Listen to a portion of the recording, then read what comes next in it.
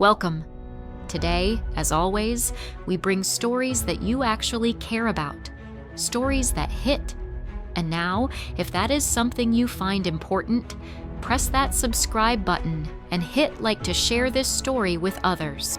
They say talent is a gift, that greatness shines through, that you'll know a star the moment you see one. And often, you do. But what they don't say is that behind that gift might be a wound. Behind that spotlight, a shadow. And behind that applause, a cry for help that no one ever hears. This is not a story of fame. This is a story of survival, of musicians playing through pain, of dancers dancing through trauma, of coders hiding addiction behind the glow of a screen, of athletes sculpting their bodies while their minds are falling apart. These are the stories of real people, people with extraordinary talents and invisible battles. This is Hidden Talents, Hidden Struggles. Sophia, the violinist who played through pain. Sophia was the child every music teacher dreams of. By age 7, she could read sheet music like a second language. By 10, she was winning international competitions. Audiences called her a prodigy. Critics called her a once-in-a-generation talent. But Sophia had a secret. Behind her graceful posture, behind every perfect performance, she was drowning. At 14, she began experiencing depressive episodes. Days where getting out of bed felt impossible. Nights where she stared at the ceiling, asking herself why she felt so empty. Her parents thought it was burnout. Her teachers told her to push through. So she did. She practiced for hours, smiled on stage, signed autographs, and then cried backstage, alone. When she finally told someone, a school counselor, it was after she had self-harmed for the first time. The hardest part? Not the depression, not even the pressure. It was the fear of disappointing the world that believed she was perfect. Sophia took a year off music. She went to therapy, and eventually she returned. Now, when she plays, it's not just for applause, it's for healing. And for every young artist who's ever felt like they had to be okay just because they're talented. Malik, the dancer who never spoke. Malik didn't talk much, not because he couldn't, but because the world didn't feel safe enough to speak to. He was diagnosed with selective mutism at age 9, triggered by trauma from witnessing violence in his neighborhood. At school, he was called mute, bullied, mocked, isolated. But when music came on, his body came alive. He taught himself to dance watching YouTube in his cousin's basement. First hip-hop, then krump, then contemporary. He once said, "I don't talk with words, I talk with rhythm."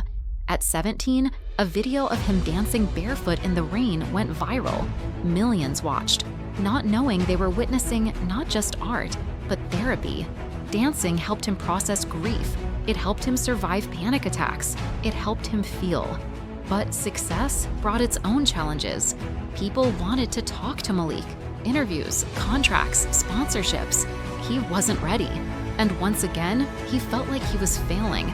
Until one day, he walked into a community center and offered to teach kids how to dance through their trauma. Today, Malik doesn't need to speak to be heard. His students understand. His movements still say everything. And for the first time in his life, he feels seen. Jessie, the coder with the mask. Jessie looked like he had it all. Silicon Valley's golden boy, MIT dropout turned tech entrepreneur, 3 apps, 2 angel investors, 1 TEDx talk. But Jessie was falling apart. It started with sleepless nights, then energy drinks, then stimulants, then stronger pills, whatever helped him keep going. He called it optimization, but it was addiction. Coding gave Jessie control. It was a world of logic, of precision, where everything made sense, unlike his mind. What few knew was that Jessie was battling anxiety and bipolar II disorder, undiagnosed and untreated. He hid behind productivity, behind his blue light glasses, behind his perfectly curated LinkedIn, until one night at 3:12 a.m., he collapsed at his desk. His roommate found him convulsing. He survived, barely. Rehab was not part of the plan, but it became the only plan that mattered. Today, Jessie still builds tech, But now, he also blogs about burnout, speaks openly about mental health and startups, and refuses to treat hustle like healing. His new app? A mindfulness tool for coders, because sometimes the best update isn't in the code, it's in the person behind it. Anna, the gymnast with invisible scars. Nana was unstoppable, graceful, powerful, precise.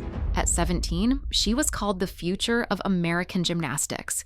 But beneath the medals and leotards was a girl falling apart. Anna developed an eating disorder at 15. Comments from coaches, body comparisons, the constant weighing. She began skipping meals, exercising secretly at night, punishing herself when her abs didn't pop enough. On the outside, she was peak performance. On the inside, she was spiraling. The thread that connects them. Talent isn't always the gift we imagine it to be. To some, it's not a blessing, but a disguise. A spotlight that hides the shadows they live with. It becomes a shield, a form of survival, a language for those who never felt safe speaking their truth. Behind the flawless lines of code is a person trying to hold themselves together. Some create because it's the only way they know how to breathe. Others perform because silence is louder than any crowd. Their brilliance is not born of ease. It is carved from grief, trauma, addiction, anxiety, depression. It's not always a choice. Sometimes it's a lifeline. And that's the part we don't often talk about. We celebrate their highlights, but ignore the midnight crashes. We cheer for their productivity, but miss the moments they're quietly drowning. What they create doesn't just entertain, it reveals. It's a window into survival, a glimpse into healing, an echo of the battles they've fought alone. What they need most isn't a standing ovation. It's compassion, room to exhale, a space where it's okay not to be dazzling every day. They need rest without guilt, success without sacrifice, love without conditions, because behind every flawless performance is a soul still trying to heal, a mind still learning how to be kind to itself, a heart still fighting not to disappear. So the next time you see someone shine, when you say, "Wow, they're so talented," pause and ask yourself, what did it cost them to shine like that? What battles did they fight before the curtain rose? Because behind every masterpiece is a mess no one saw. Behind every performance is a pain no one clapped for. Let them succeed and still struggle.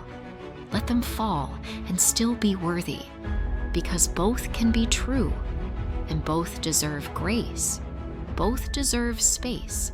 Both deserve love. Always.